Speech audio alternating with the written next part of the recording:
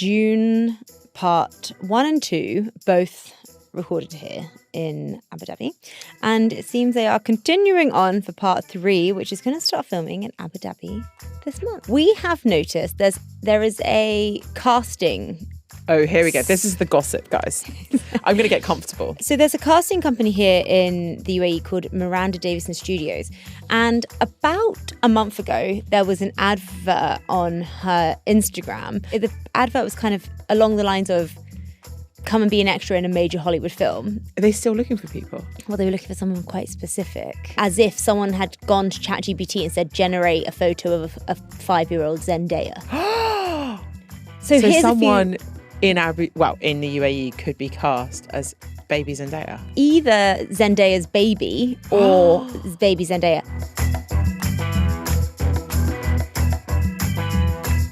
Hello, everyone. Today we're going to be speaking about Fadel Shaker and his unusual recent history. Unusual, I like that. And we're going to be talking about Dune Part 3, which is filming right here in Abu Dhabi. This is Culture Bites, coming to you every Thursday. I'm Enas Refaei. And I'm Farah Andrews.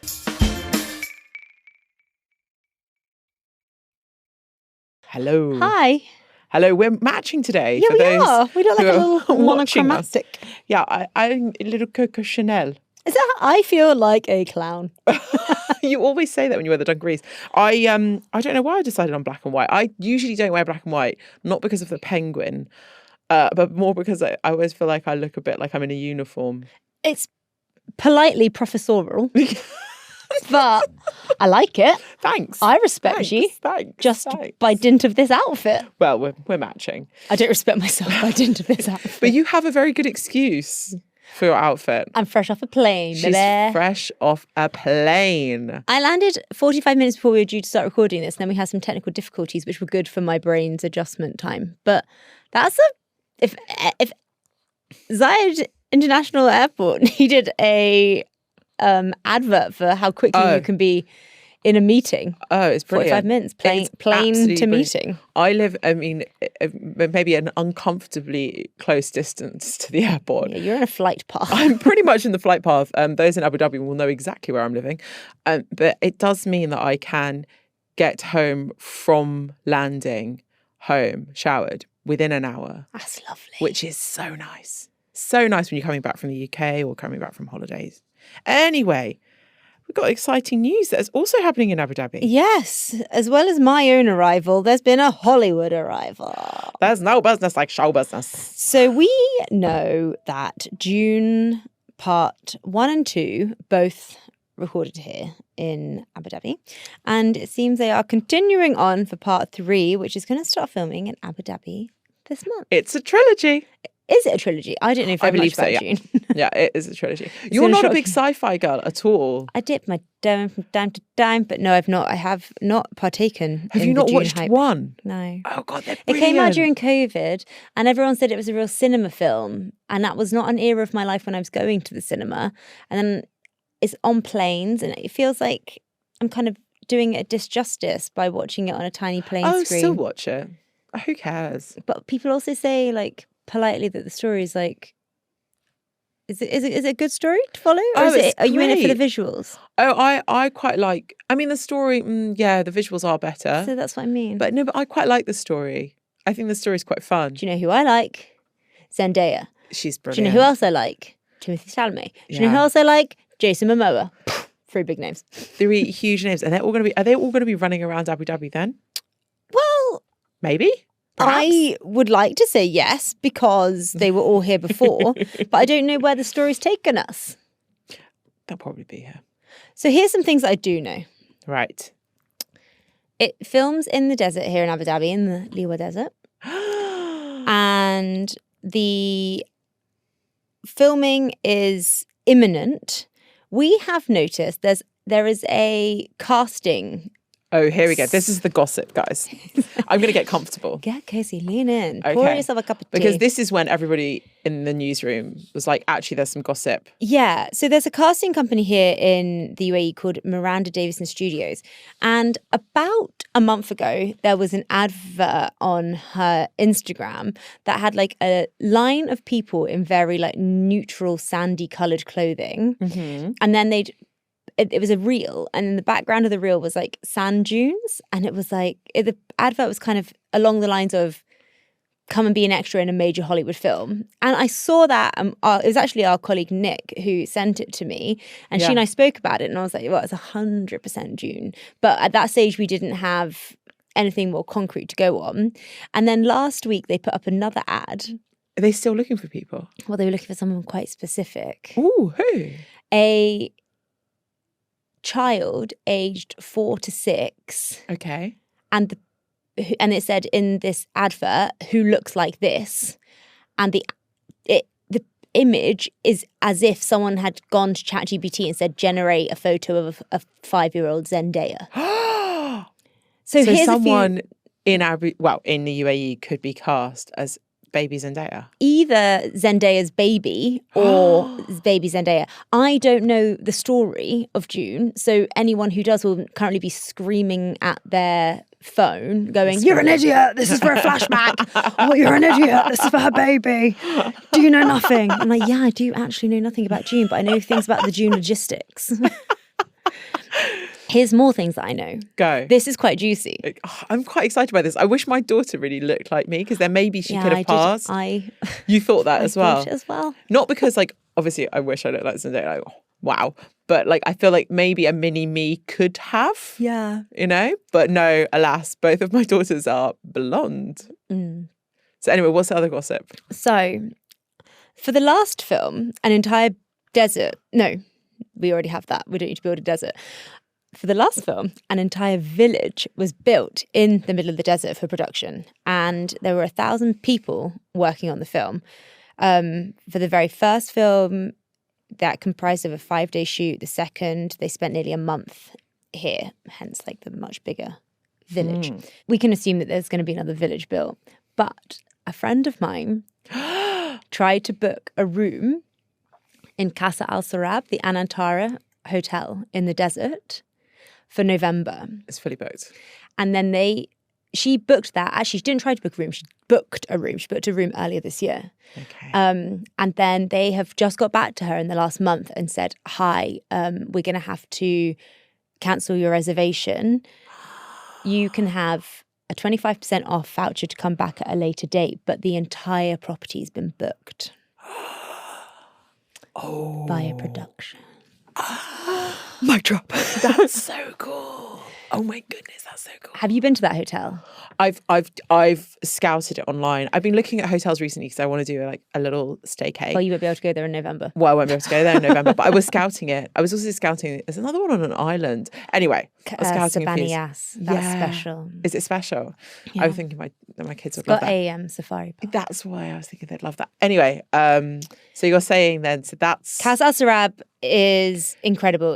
Should we just go and loiter? Yeah, I'm Wait thinking, for like Jason and Timothy and Zendaya I'm only waiting for Zendaya. You're incredible. Yeah, let's go linger. Should we just go and linger in the hotel bar? Years and years ago. It's like... So the very first major production to come here was Star Wars. Major. And we had a intrepid film journalist working at the National at the time. We have another intrepid film journalist working at the National right now in the shape of William. Yeah. But this was actually before I worked here. But a guy called Chris Newbold was the film journalist. And he was a full-time writer, so he was just constantly looking for the stories. Yeah. And he had caught wind there was a production in the desert. And when you say production in the desert, it's impossible to kind of pin that down, because we know the nature of a desert is just vastness and where do you go? A navigational nightmare. But he caught wind of the fact that there was a production out in the desert, and he'd heard a rumor that it was Star Wars. At this stage, everything was pretty locked down, and he went out And then he was driving and he saw one of the spaceships and he was like, oh. Wow. And then he just kind of kept going and then he got the scoop.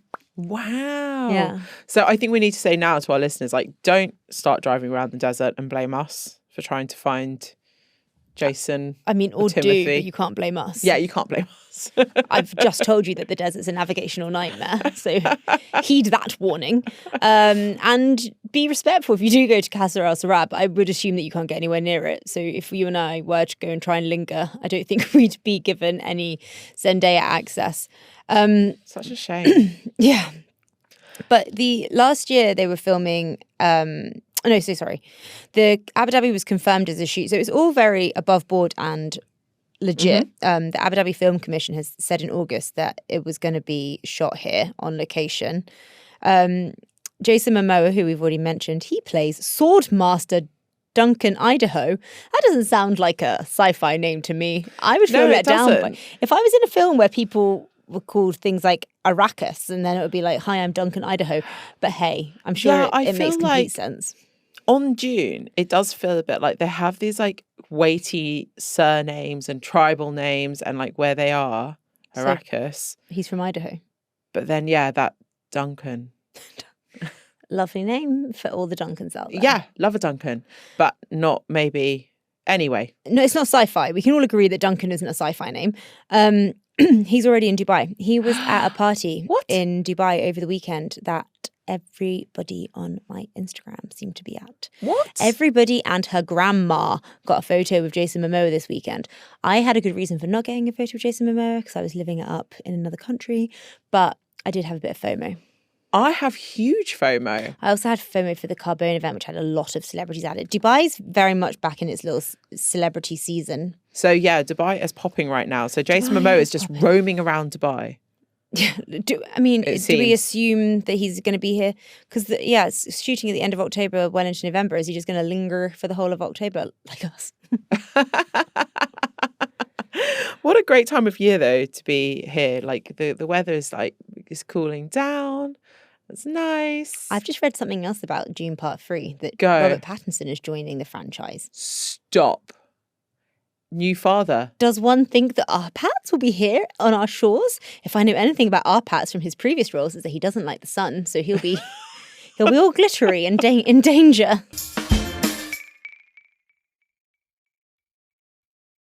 And welcome back. We're back. We are back with this kind of obscure story that we're going to talk about now. I'm going to need you to hold my hand. Hold. Literally, but also conversationally. Conversationally. So Fadel Shaker is a Lebanese superstar. So when I was growing up, he was all over, your cafes, your radio stations, cassettes. Do you remember cassettes? I do remember cassettes. Like cassette tapes. So we're talking major household name. Major household name, Lebanese music icon, and also very talented composer. So he's not just somebody who was famous for singing these stunning love songs, So you're saying he's more? He's more than that. He was composing his own music and he suddenly announced a retirement, bish, bash, bosh. And it kind of took the Middle East a bit by storm. Okay. So 2012, he's like, guys, I'm retiring. And everyone's like, you're not that old. What's going on? Okay.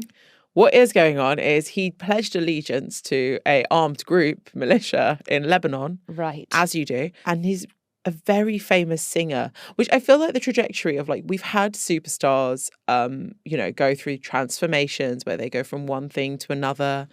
We've seen people suffer mental health issues. We've seen people go and even conversions. We had Cat Stevens went to Yusuf Islam. So we've had people who have taken on quite radically different kind of trajectories in their life, and none have kind of shocked the Middle East as much as Fadel Shaker. Okay.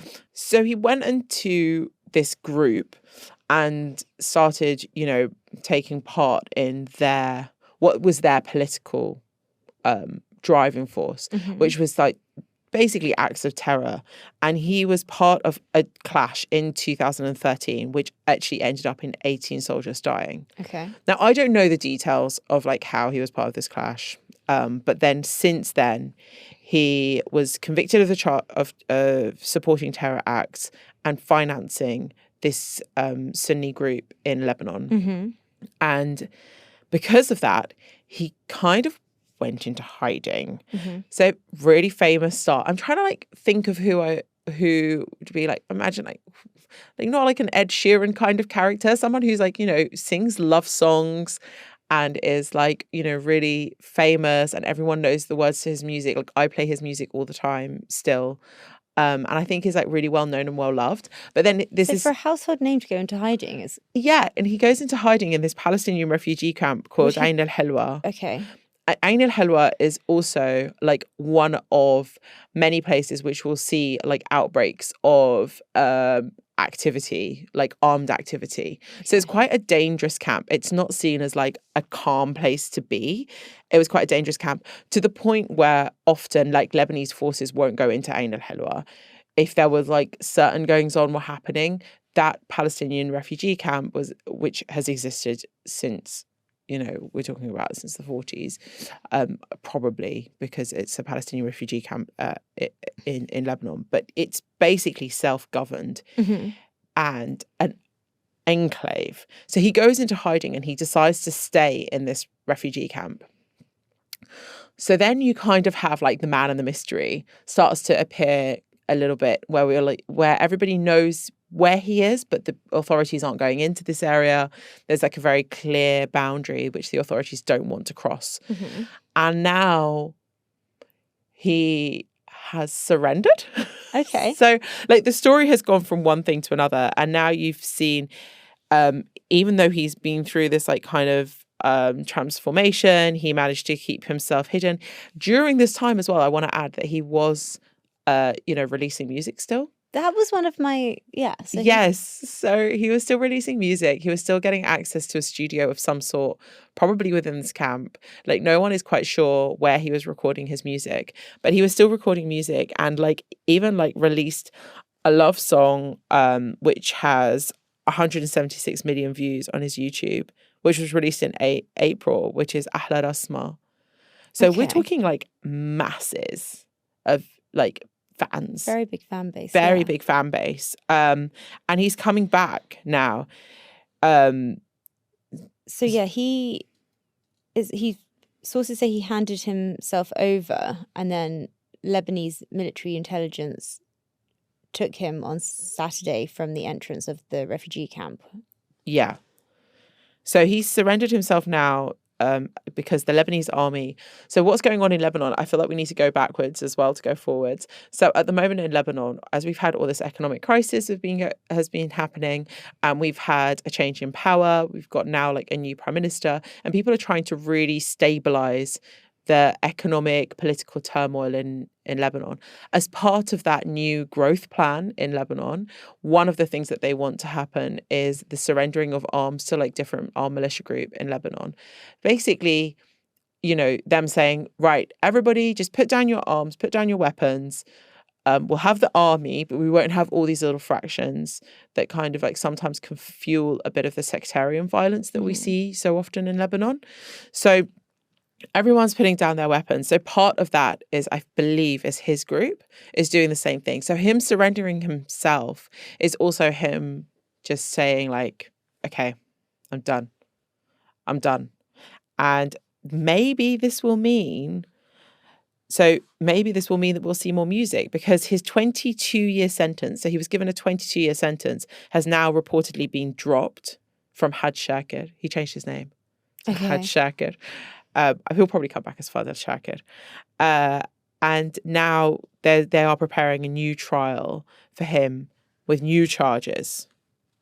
And so here we have the bizarre little story of a Lebanese superstar who went from being a lover boy, singer-songwriter, into being part of an armed militia group who's now surrendered himself.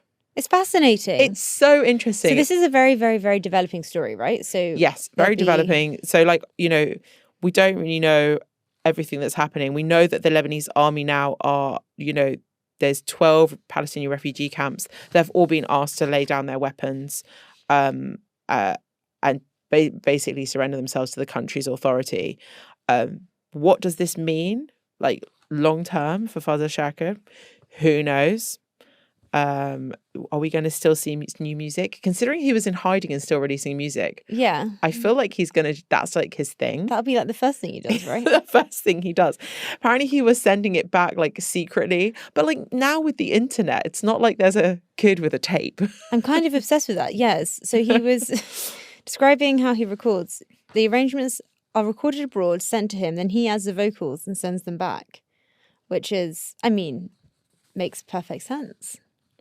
Yeah, makes perfect sense. I mean, during this time as well, while he was in hiding, 2018, he released music, Shabana min al-Tamthil, which became the theme song to a Egyptian TV drama, which went massively viral, like hugely viral. And then everybody was kind of like, hey, you guys, like, this guy's in hiding. Like, should you be like doing this? Like, should we be giving royalties and like money to someone who is literally running from the government? We should maybe say that he does deny participating in the clashes. He says that he never supported bloodshed, but and he hasn't been convicted of that in the sense that the trial is going to go again. Yeah. However, he was a part of this group, so there's the truth. Yeah, and his music has been like, you know, taken on and like remixed, and like lots of people, so you can find his music, and if you want to look it up on YouTube or Spotify, you can type in Fadel Chaker in Fadel and Shaker, like SHA. There's like KER.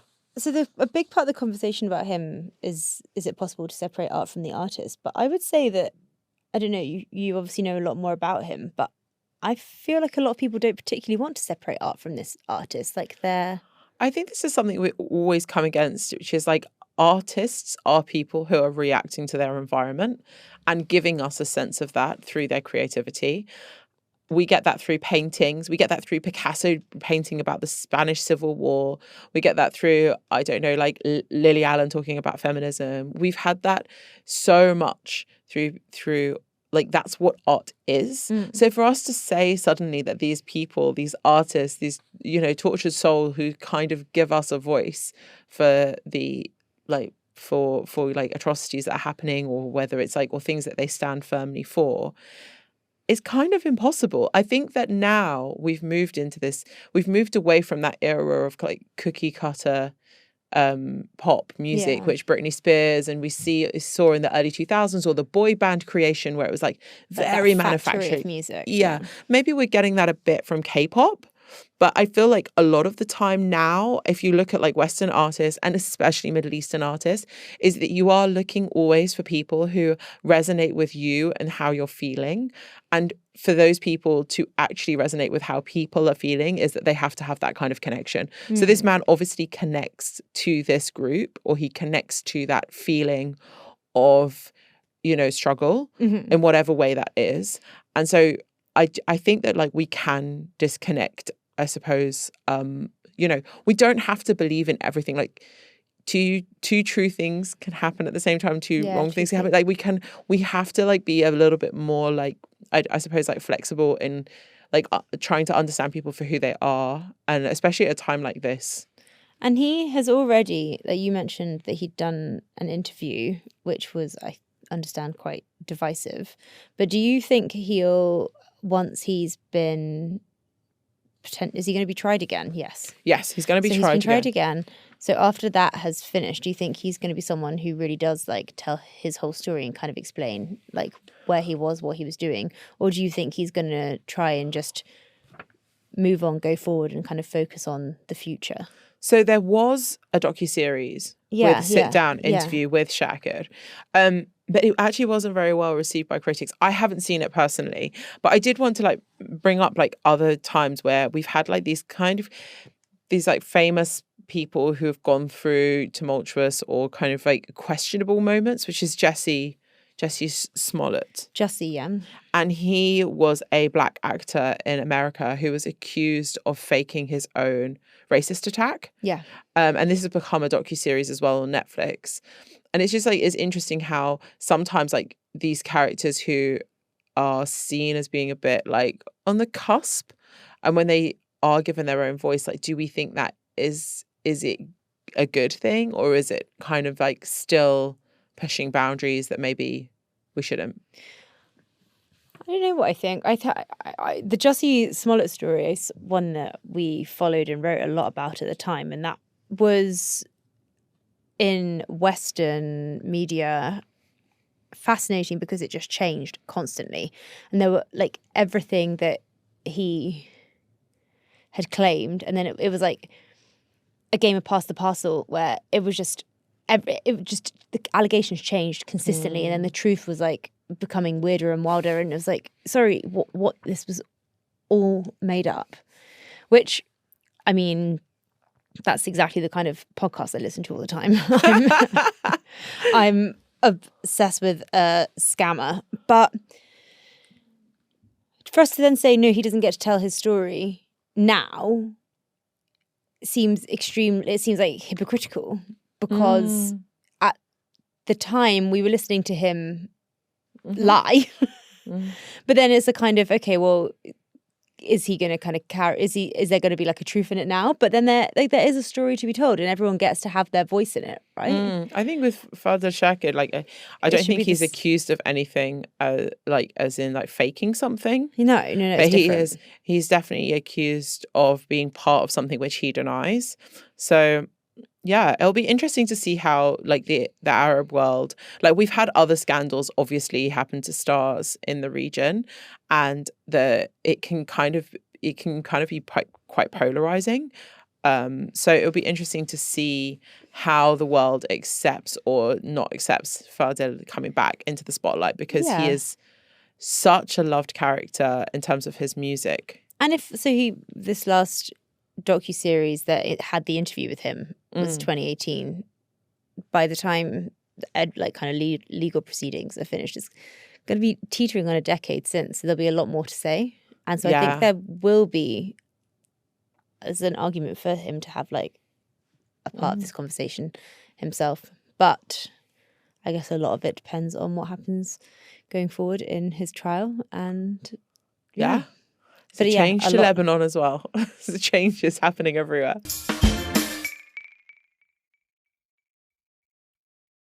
Shall we move on to recommendations? Because I feel like you might want to recommend something. Me and my community. Yes. You're...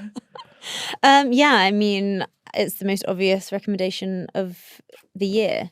Taylor's back, new album, The Life of a Showgirl. It's show business, baby. It's. Have you listened to it? Have I listened to it? Enas. It came out in the UAE at 8 a.m. on Friday. I started work at 8:30 on Friday. I started work 15 minutes late because I was listening to The Life of the Showgirl. How does it compare to other albums? I like it. It's very upbeat. It's pop. It is pure pop. Okay, great. This is what we like, though, right? Yeah, I am in the Taylor Swift era's menu. Okay. A folklore evermore girl, which means I quite like the kind of slower, folkier stuff. Okay. But do I like a 1989? Of course I do. I'm only human. So I am a sucker for it. And I'm not joking. There's like 4 of the songs on the album that I've just had in my head constantly. Oh, great. So it's very catchy. Okay. It's a love letter to her fiance. Oh. She's very in love. Don't we love love? Yes. And it's nice to hear that she's happy. There's one song on the album called Kill the Friendship, which everyone thought was going to be about Blake Lively, because there's a lot of rumours that those two have fallen out. Based on the lyrics, I can tell you those two haven't fallen out. She's got another song called Cancelled, and like the lyrics are, I like my friends cancelled. So that's her base. They're still friends. They're just taking a little step back while Blake's having her media backlash, which she's having a lot of drama. Yeah. It is what it is. That's another podcast. No, it's very, very, very, very, very catchy. Do I think it's her best album? No. Oh. Do I love it? Yeah. Yeah. Is it worth a listen? Yes. Is it going to be the album that when I eventually create some kind of like Taylor Swift shrine to take with me to the next life. Wow. Is it going to be that one? Wow. No. Wow. Okay, we've learned lots about you today. Just in the last minute. Just in the last would minute. you like to tell us what you were recommending? So my recommendation is House of Guinness on Netflix. Have you seen it? No, but it's very much on my list. Yes, it should be on everybody's list. It's set in 1868. Well, around then. It's very specific date. It's about the Guinness family, which is the family of brewers from Dublin. The patriarch dies at the start of the series, and it's like a kind of Succession-esque story of these 4 children, and all of them with their own secrets, and how this absolutely like obscene amount of money is descended upon these 4 children. And not quite equally, which is a big part of the story. And it's made by the same people as Peaky Blinders. So if you liked Peaky Blinders and you like that kind of like gritty drama, definitely give it a watch. It's really good at kind of spinning the story, the yarn of Ireland and Ireland's, rocky and turbulent relationship to England. A big standout for me, though, I mean, I love the drama. We love all of that. I don't think it's as good as Peaky Blinders, but it does do that same thing that Peaky Blinders did, which was use very modern music, but in these kind of like quite ye oldie settings. I like Bridgerton as well. I love that. Right. I really love that. And what I really like about this is the soundtrack has really incorporated this like modern Irish rock and roll. Okay, amazing. So Kneecap, if you haven't heard Kneecap and you've seen them on the news and you want a kind of like introduction into Kneecap's music, they're very punk, they're very Irish. I think there's probably a song in every episode. Okay, so there's definitely 3 off the top of my head, and there's the Fontaines DC, which is like one of my favorite rock bands at the moment. Amazing. So if you haven't, I'm gonna be watching. Definitely give it a watch. It's really fun. It's gritty, and like there is a love story in it. I won't give away too much, but there is a love story in it, which I found particularly like it pulled at my heartstrings. Right, maybe I'm going in tonight. Great. Oh, recommendation worked. Well, that's it for today. Thank you so much for listening. And if you enjoyed this episode, please do like and subscribe on your favourite podcasting app. You can watch us over on YouTube on the National News channel and catch all of our highlights on Instagram at The National Arts. We'll see you next Thursday. Bye. Bye.